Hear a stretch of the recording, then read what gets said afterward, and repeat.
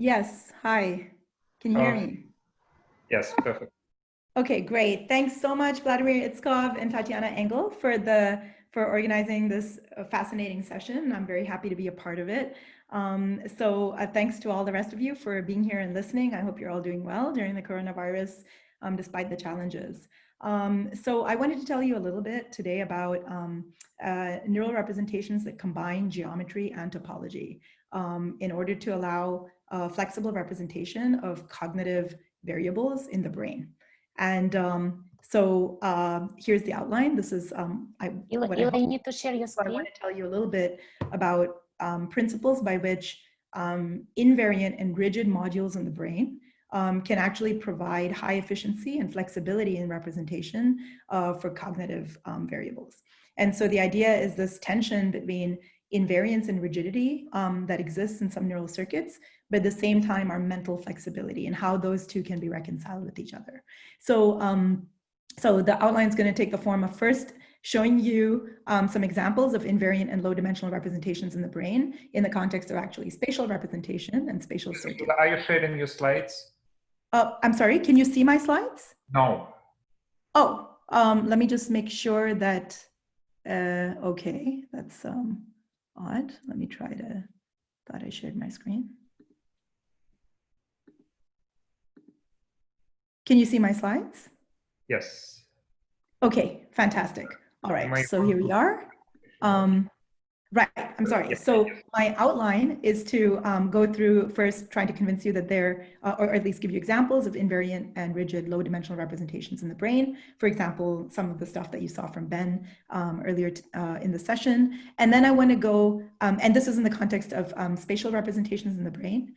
But then I want to talk about how some of the same circuits are involved in representing non-spatial variables and different types of variables, at least in 1 and 2 dimensions. And then I want to talk about how it might be possible for the same circuits to generalize beyond 1 and 2 dimensions, even though their underlying structure is low dimensional. And then finally, I want to go beyond Euclidean representations altogether and talk about how the same circuits may be involved in doing also non-Euclidean representation. And examples of that were beautifully covered in Tanya's talk just before on how representations can take the form of graphs and trees or other non-Euclidean geometries. All right, so this is all by way of trying to understand structured symbolic representations and memory and inference in the brain. Okay, so let's go to part 1. Just let's try to look for examples of very low dimensional circuits that are also rigid and that exist in the brain. Okay, and this is work done by my former wonderful postdoc Rishi at UC Davis and my former undergraduates Burke and Biraj now in grad school. Okay, so here I want to give you an example which you already saw from Ben, so I'm going to be very brief, of a rigid one-dimensional internal compass and memory system in the brain. This is a collaborative work with Adrian Perash using, in fact, some of the same data sets that Ben talked about. So very briefly, if you look at the representation of neurons in the thalamic nucleus, ADN, in the mammalian brain as the animal is doing relatively rich high-dimensional behaviors. It's running around in 2D enclosures and it's rearing up on the walls, it's foraging for food, etc. And you look at the state space representation of the population response of simultaneously recorded cells, 30 to 40 of them in this case, but it's a circuit of about 1,000 or a few thousand neurons, then this is the structure that we see in that state space view.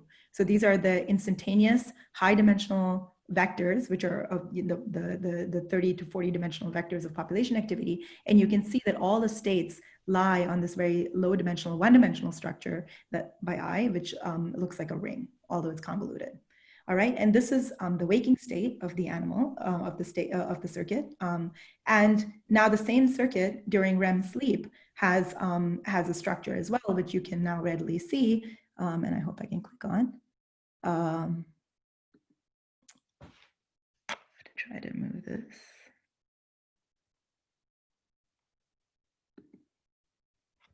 Oh, I can only seem to play the other one. Hang on. Let's just play this one.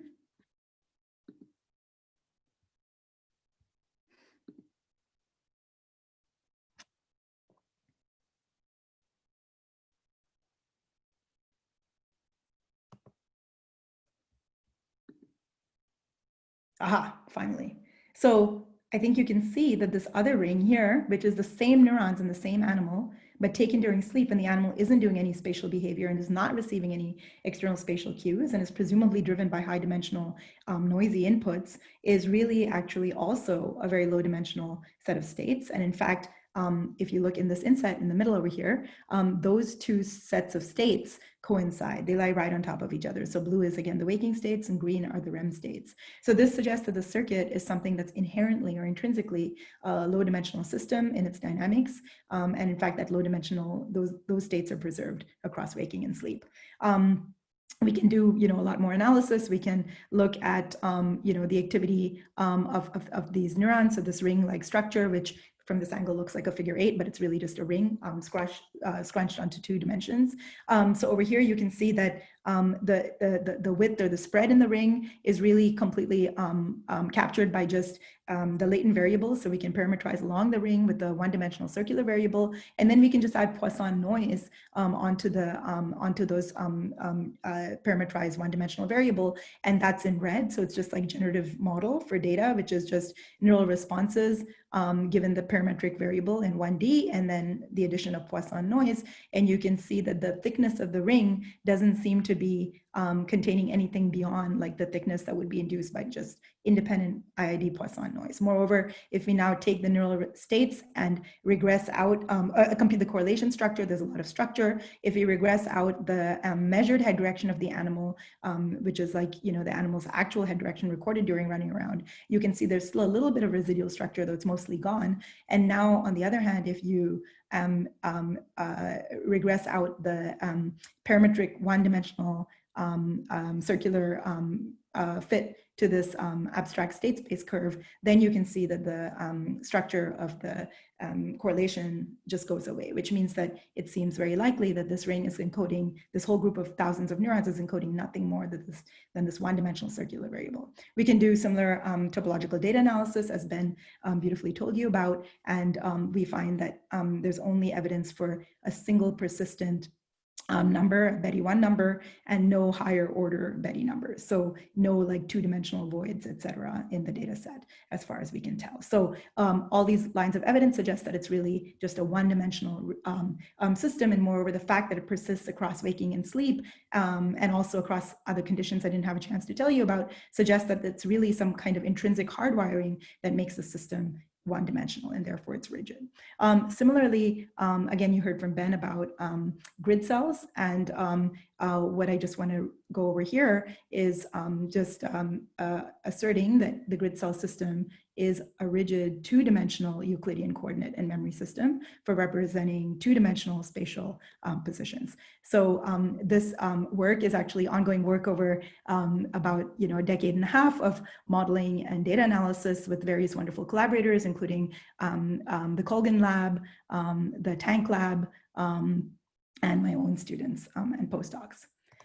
All right, so grid cells, you've already heard about. The theoretical models of grid cells are that there's a pattern formation process. So this is a sheet of cortical neurons over here. If the neurons interact with isotropic center surround Mexican hat-like connectivity that's strong, then the population should spontaneously pattern into a nice triangular lattice pattern, and the states of this network, and in fact, all translations of this pattern are equivalent fixed points of the dynamics, and therefore the stable states of this network with this pattern are basically all shifts of this canonical internal pattern in X and Y. And that leads to a toroidal state. And in fact, the prediction is that if you were then to record from a population of neurons, one should see this toroidal activity. So these are the theoretical predictions from some work done some time ago in collaboration with Yoram Burak.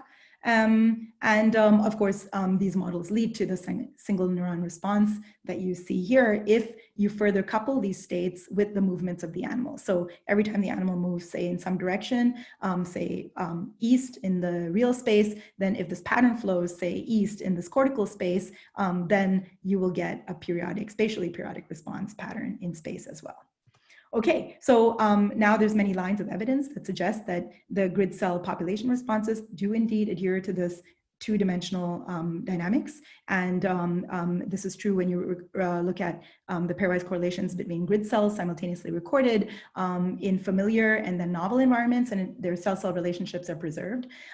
Also, the cell-cell relationships that are recorded in 1D tracks, although these cells don't look very much grid cell-like, you can actually predict the response of these cells as one-dimensional slices through an underlying 2D lattice. We can do this theoretically because of using Fourier transforms and Fourier analysis. We can predict the angle and the phase of this slice that gives you the response of this cell. And similarly, you can get the response of this cell by also computing an angle and a slice through a lattice that would give rise to this slice, to this 1D response. And we find that simultaneously recorded cells actually have parallel slices, indicating that there is really this low dimensional, again, two-dimensional underlying pattern that generates even these one-dimensional responses. Finally, we can also look at the responses of grid cells in waking and sleep, REM and non-REM sleep, so slow wave sleep and REM sleep and waking, and you see all the activity patterns between cells, the correlations are preserved across REM, and non-REM, whereas if you look at hippocampus, where these cells project, hippocampus does not actually preserve pairwise cell-cell relationships between a run into REM and non-REM. So in other words, this low-dimensional structure seems to be preserved in entorhinal cortex, but not in CA1. Okay, and then you saw compelling evidence from Ben doing topological data analysis to directly look at the state space of simultaneously recorded hundreds of neurons, and they find directly that there is a nice toroidal structure, just as the models would predict. So, okay, so now we have established that the brain does contain these low-dimensional representations, and moreover, because of their preservation across states and time, they're pretty rigid. So now the question is, why am I talking to you about spatial representations only? Because I promised to tell you about cognitive representations, and how can the same circuits be involved in representing something different? So the first observation to make is that both of these models, both of these systems, this head compass system, the head direction system, and the grid cell system are hypothesized to, in fact, the models of these systems, and also the phenomenology, the experiments, indicate that these circuits integrate velocity cues as animals move around in the world, and then use them to update the internal state. So in other words, here is what I showed you in the head direction circuit. There's an internal ring of states, right? This is the abstract state space representation within the brain. Let's parameterize that by some angle theta. And now there's some external variable in the world parameterized by, say, this variable phi, right? And in order to build a representation, to use these internal states as a representation of the external variable requires mapping these external states to these internal states.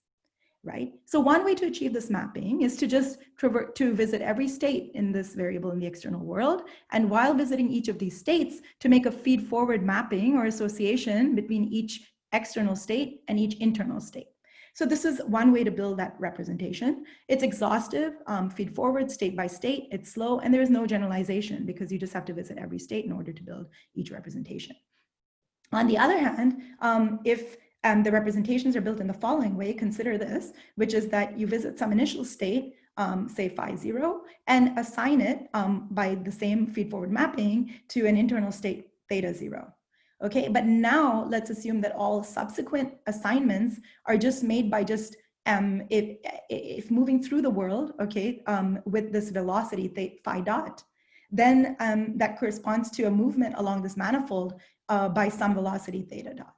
Right? And if these two velocities are matched to each other, commensurate, then this integration process, so this is a process where the state moves in an amount proportional to the input velocity, and the new position is the integral of that velocity, right? So this is now a very automated way to generate this mapping. So it's, you just hook up the external velocity to the internal velocity-based update mechanism, and then you just map this one anchor point, and it results in the generation of states, internal states that correspond to external states that have never been visited before, because you can build this mapping for part of the circle here, and then the mapping will generalize to generate states for all the rest of the external variable. So this is an efficient process. You traverse one piece of phi and you get self-consistent on-the-fly codes for the rest. All right. And so, in other words, now, given this is true, now one no longer needs to think about these internal states as representing only a single variable. Given that there's an efficient way to map from one variable to another, you could imagine from an external variable to internal states, you can imagine very easily now doing this anchoring for different variables for movement through other spaces. Okay, so in fact, the neural data and the psychological data seem to indicate that the same circuits are reused for representing cognitive variables that are not just spatial. So this is an example of entorhinal grid cells responding not just to one's own position as one moves around in the 2D world, but to the position of the gaze as a monkey's free viewing a visual image. And so this is, so there's a velocity signal, which is eye movement, which, you know, presumably the animal could be integrating through its grid cells to now generate a grid cell-like code for gaze position. This doesn't just involve a physical velocity like eye movements, but it seems like the brain uses also movements through very abstract conceptual spaces. Like this is, subjects are shown a single cartoon bird on a screen at a time. And now the subjects can move a steering wheel and move through, as they rotate the wheel, the cartoon birds stretch, either their necks or their legs stretch. And so it's this two-dimensional parametric space that parametrizes this drawing of the bird. And as the subjects navigate through this abstract 2D space, then there are fMRI signatures of activation in entorhinal cortex, which seem to match the activation of entorhinal cortex when subjects navigate virtual spatial 2D environments. So it suggests that, you know, this kind of navigation through the stretchy bird space is somehow akin in the neural representations that it generates to navigation through physical 2D spaces. And finally, if animals are trained to depress a lever, which then causes a tone with a single pitch that then changes in pitch, and then asked to release the lever, they're rewarded when they release the lever at a particular pitch. Then these animals form representations through this auditory pitch space that look like place-like fields that tile all of these different pitches. So it seems like animals are capable of using these same spatial circuits to represent these non-spatial variables. And one other thing, though, so this seems to suggest that, you know, there is flexibility. So despite the rigidity of the state space representations, it seems like the mapping between these rigid state space representations in the external world are flexible. Okay, so one more piece of evidence that these representations are quite rigid is in the actual physical 2D layout of cells in the cortex. And so this is an experiment from the Tank Lab where they do direct calcium imaging of the surface of medial entorhinal cortex as the animal's navigating in virtual reality, and then they map the anatomical location of the cells that they're measuring and the firing properties of those cells. And they find that cells that have the same spatial phase of firing tend to form little clusters. So orange is all the cells with a similar phase here, and they form little clusters that are local, but then they also are found in multiple different clusters. And in fact, those multiple clusters themselves form a triangular lattice in the physical space of the cortical sheet. And so you can see also that these green clusters are offset from one another by the same amount as these orange clusters are offset from one another, or as these blue ones are offset from one another. So in fact, if you plot the relative physical location with the relative, if you plot the relative physical locations of all cells with similar phase differences, then you find that they all lie on a triangular lattice in the cortical sheet. So in other words, this is saying that at least in rodents, the grid cell circuit is a physical 2D grid, as in the simplest attractor models. And moreover, the rigidity of the state space is not just a rigidity of the fixed points or the dynamics, but it might also be just enshrined or encoded in the very layout of the circuit, right? Suggesting that maybe as these cells are more flexibly representing other variables, nevertheless, there's some aspect of the representations that cannot be changed, which is the two-dimensionality in the physical layout. Which then begs the question of, you know, if these circuits are indeed capable of abstract cognitive representation, one has to understand how they could underlie representation of variables that go beyond 2 dimensions. And the reason why is because, first of all, there's a lot of variables that we represent when thinking or when we're interacting with the world that go outside of 2 dimensions. So for example, this is the tunnel system of rats underground, and these are, you know, intricate 3-dimensional structures, although with a locally 1-dimensional passage-like structuring. But they're 3D. They occupy 3 dimensions and are branched. Similarly, you know, we talked about in one of the other talks these spatial representations. What might they look like in flying animals? So bats or birds. In this case, facetiously, a rodent with a balloon on it. And similarly, you know, we readily navigate through these conceptual spaces, like that's cartoon bird space. And one could imagine going from just a 2-dimensional bird space to a higher dimensional bird space. Or for example, when we talk about, you know, semantic representations representing language and concepts, those are high dimensional. Okay, so one way that one might imagine doing this kind of higher dimensional representation is by just directly forming, you know, imagining the brain forms higher dimensional grid-like patterns, right? So imagine that, you know, a single grid network now, instead of representing 2-dimensional grids, represents directly is itself, you know, representing a 3-dimensional grid. But this idea, it's possible. It's certainly one hypothesis which needs to be tested, and it would be very interesting to see if grid cells are indeed really, you know, 2-dimensional, even when representing high-dimensional spaces. This is our assumption, because we think that rewiring the brain in a circuit to have higher dimensional representation, first of all, incurs a high neural cost, because if you want to represent a d-dimensional space with a fixed resolution per dimension, it requires a number of cells that grows exponentially in the dimensions. Right? There's also a loss of the 2D relationships or manifold structure. If you had to rewire the grid circuit to produce high dimensional grids, it would mean that you wouldn't just have these 2-dimensional relationships, which seem very rigid and they seem hardwired in the spatial layout of neurons. So it's hard to imagine how, you know, you can go from representing 2 to 3-dimensional variables by rewiring the circuit. And it's, again, inflexible because it requires fully restructuring the recurrent network for each dimension. So if one can't rewire grid cells to have higher dimensional representations, then how could one use these same low dimensional systems to represent high dimensional variables? So let's think about the concept of modularity again. So and talk about how this can solve some of our problems. So if we look at there are 2 things that modular representations can do for you. So one thing that modular representations can do for you is something that grid cells already do for you. So what grid cells do is that they allow the representation of an exponentially growing number of states, okay, or the range the range over which a fixed dimensional variable can be represented. So in other words, let's consider the following. So if you have, say, a group of neurons, n neurons, but I divide them into 2 distinct populations, the blue set and the green set. And suppose the blue set is periodic with one period and the green set is periodic with another period, and they both represent together this one-dimensional variable. In that case, now if I were to plot the, because these are periodic, each of these representations are a phase. So this is a phase 1 and phase 2. And actually this pair of populations now is representing this line as by curving it up in this 2-dimensional representation space. So it generates a 2-dimensional representational space for a 1-dimensional variable, and thereby allows the representation, it basically creates all these coding states that range in number as n over 2 squared.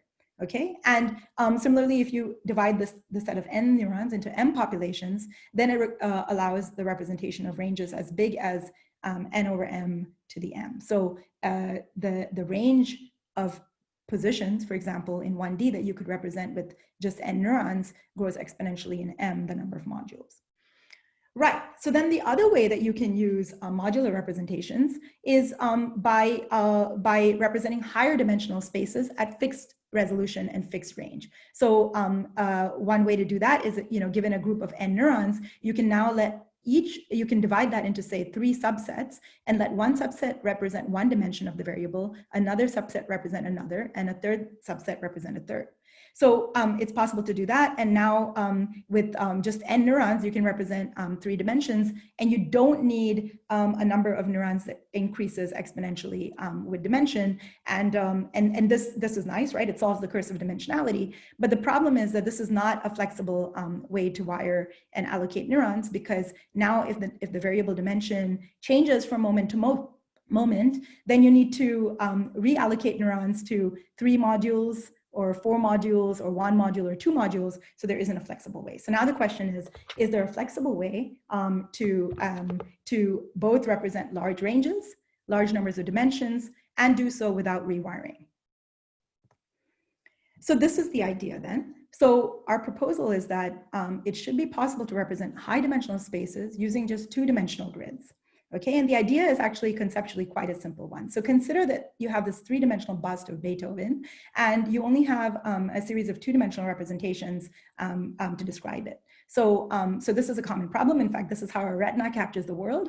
So the world is higher dimensional, it's 3-dimensional, but we capture it with 2 dimensions. So in fact, the world moves in time, so it's actually 4D, and we capture it with a series of snapshots. So if you have enough 2-dimensional projections of this 3-dimensional bust, it is actually possible to reconstruct the full 3-dimensional variable. So the idea that we propose is just the same. So the idea is that now if you've got these grid modules, each one is an invariant 2-dimensional representation of whatever velocity signal this module receives. So let's assume that the world, the variables that are being represented are n-dimensional variables, and the n-dimensional variable is now projected in some random direction, and then that projects to module 1.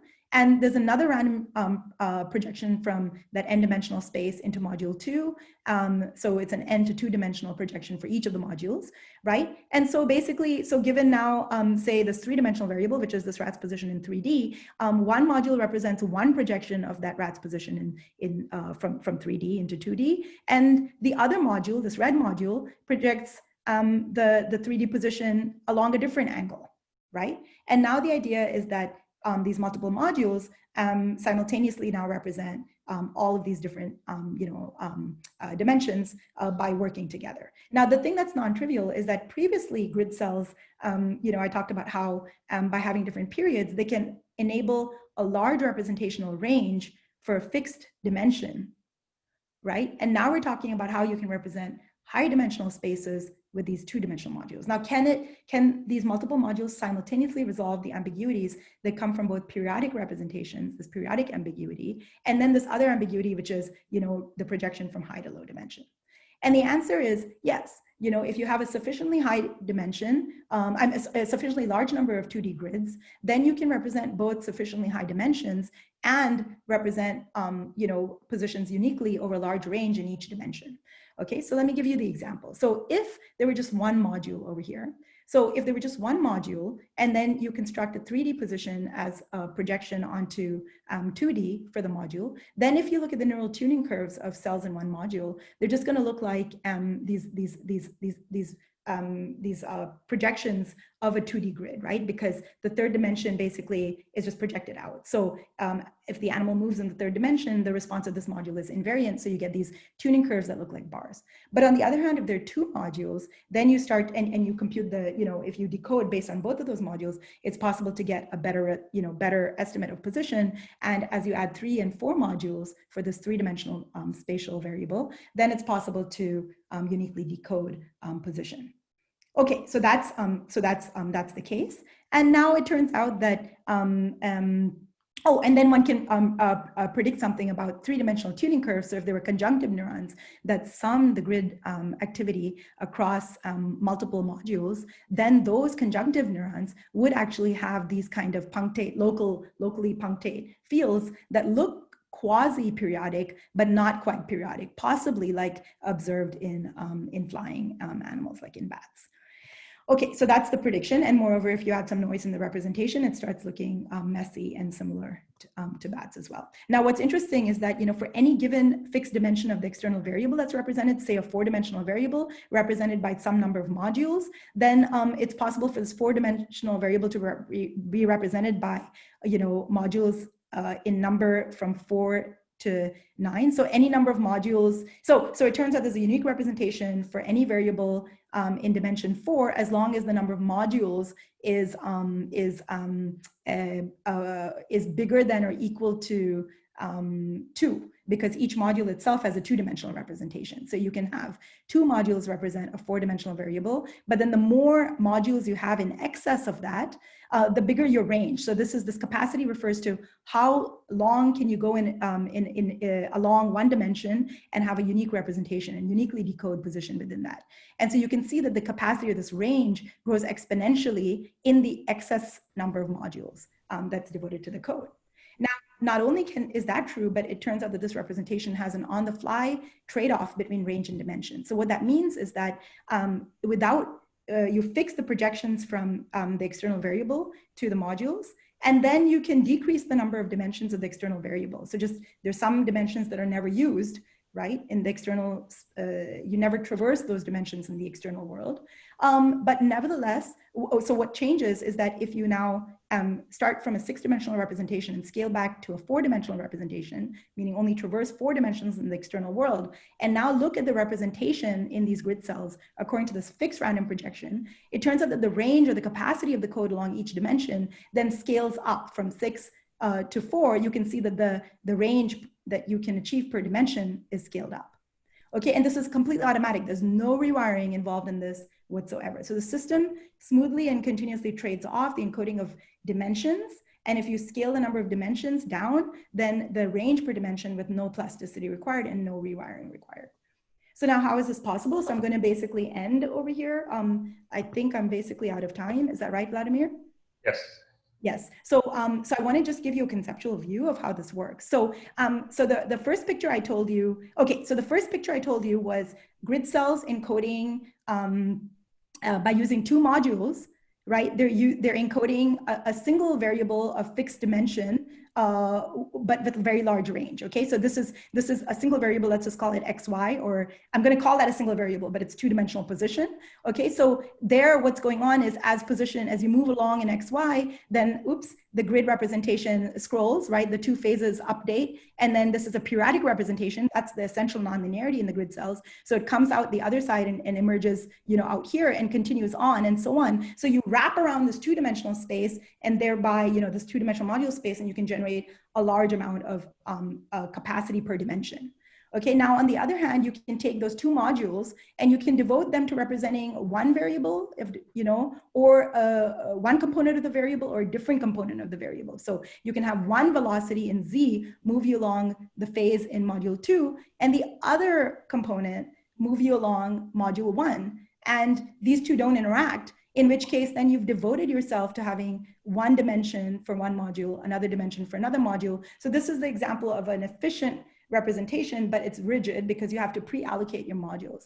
Now, by contrast, the version that we're proposing here is that you've got these 2 variables, x, y, and then z, okay, these 2 different variables, and each of the variables is coded by both of the modules. So x, y projects to both modules, and z projects to both modules, and both of them cause displacements along the phase of both modules. So now what happens is that, any given point, like you can reach this white point in the coding space by moving either in xy, or you can reach it by moving in z. And so in other words, it's possible to access every point in the coding space by either using multiple dimensions in the external world, or by just, if you're not using the red dimension, you're only using XY dimension, you're only moving there, in which case that coding point is reached by moving in just XY long enough.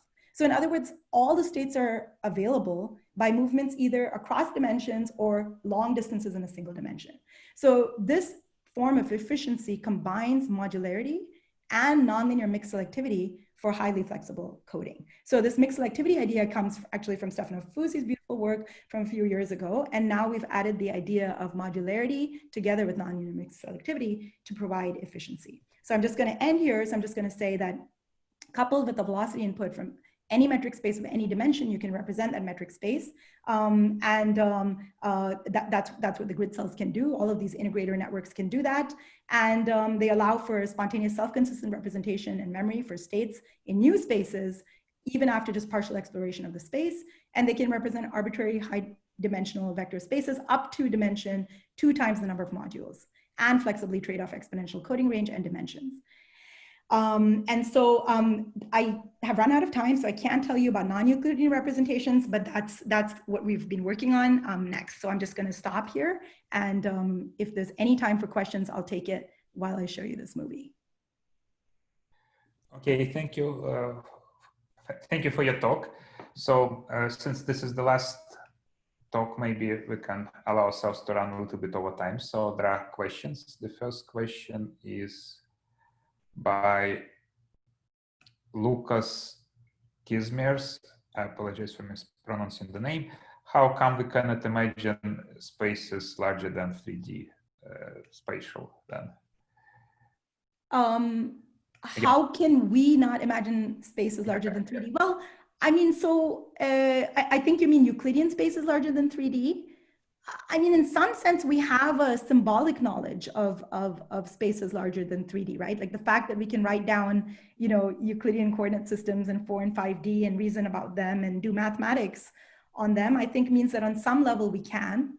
I think imagining it, if you mean like in our visual framework, right, it's clear that we can't. I think our visual system is really confined to 3+1 dimensions, like the time dimension. But I think that we are symbolically able to reason in higher dimensions. And in fact, I really hope that, you know, I get a chance in the near future to tell some of you about, you know, some of these non-Euclidean and,